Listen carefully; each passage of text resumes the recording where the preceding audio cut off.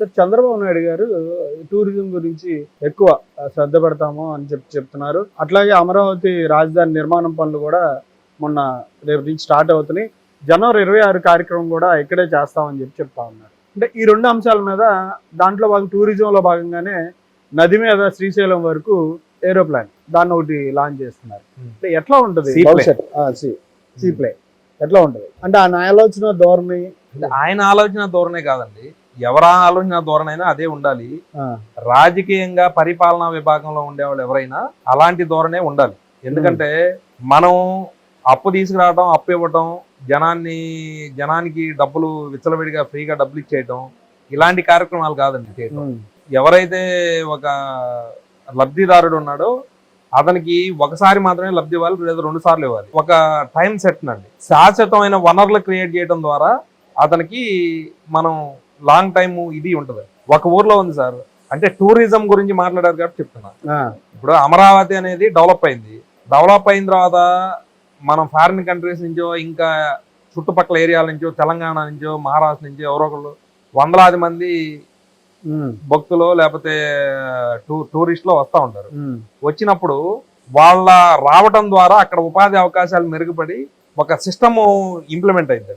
అలాగే రాష్ట్రంలో పెట్టుబడులు రావటం వల్ల, లేదంటే టూరిజం సిస్టమ్ అంటే ఇక్కడున్న కోటప్పకొండ కానీ, కొండవీడు కానీ, టెంపుల్ కానీ, లేదంటే కృష్ణా, ఈ సిస్టమ్స్ అన్ని ఇంప్లిమెంట్ కావటం వల్ల శాశ్వతమైన ఉపాధి అవకాశాలు రావడానికి అవకాశం ఉంది. ఆయన చాలా ముందు చూపండి. గతం నుంచి మాట్లాడుకున్నాను, ఒక 70 సంవత్సరాల వయసులో ఉన్న వ్యక్తి ఆలోచించే ఆలోచనలు అంత ఇది లేదండి. ఒక 30 నుంచి 40 ఏళ్ళ వాళ్ళకి రావాల్సిన ఆలోచనలు ఒక 70 ఏళ్ళు ఆయనకు వచ్చి 30 ఏళ్ళ వాళ్ళందరూ పడుకొని నిద్రపోతుంటే ఆయన పనిచేస్తున్నాడు ఈరోజు. అలాంటి పరిస్థితి. హామీలు అన్నారు, సంక్షేమ పథకాలు ప్రజలు అడగట్లేదని, హామీలన్నీ నెరవేర్చగలిగిద్దా? అంటే ఇప్పుడు హామీలు పదే మాట్లాడుకోవడమే కదండి. ఒక సిస్టమ్ ప్రకారం వాళ్ళు ఇచ్చిన 6 గ్యారంటీల్ని 1 by 1 చేసుకుంటూ వస్తున్నారు.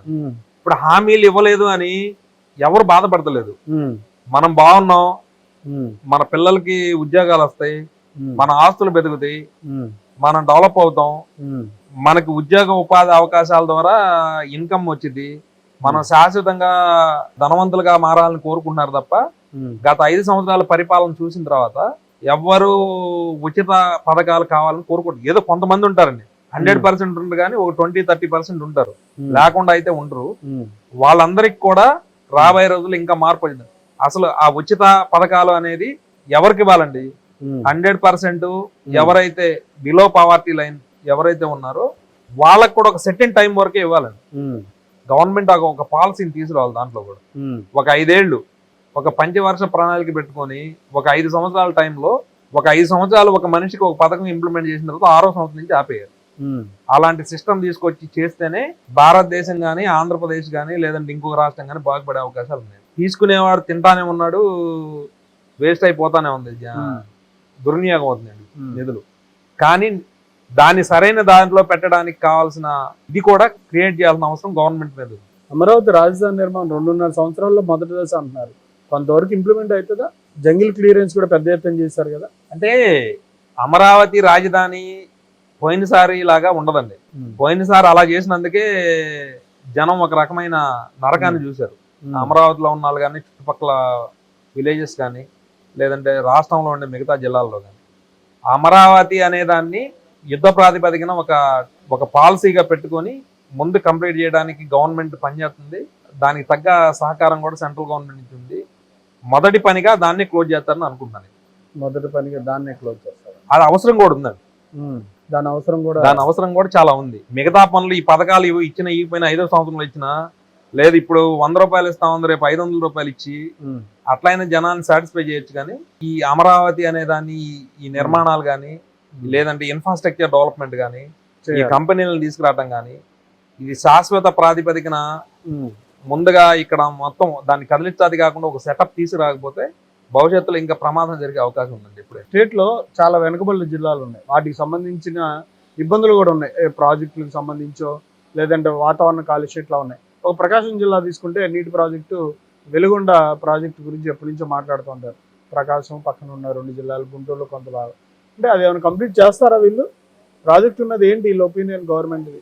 జనరల్గా ఏంటంటే ఆల్రెడీ పనులు మొదలుపెట్టి ఆల్రెడీ చూస్తున్నారు. కానీ నిధుల సమీకరణ కూడా అవసరం కదండి. కొంతవరకు గవర్నమెంట్ 2014 to 19లో కొంతవరకు చేశారు.